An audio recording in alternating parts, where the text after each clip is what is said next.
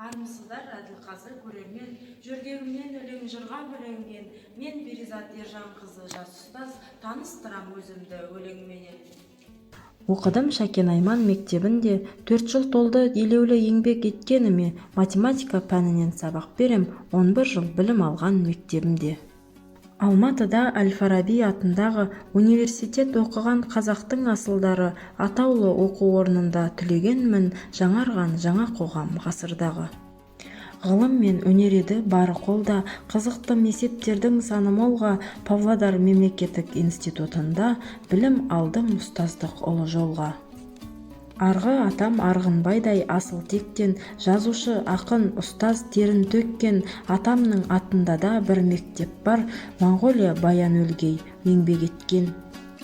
Әжем Қания орыс тілі пәнінен білім берген, шәкірттері ұстаздарын артық көрген, Күлзипа анам технология мұғалімі, аты шықты өнердегі көрмелерден, ұстаздардың отбасынан шығып тұрмын, тәлімді, тағылымды өнерді елден.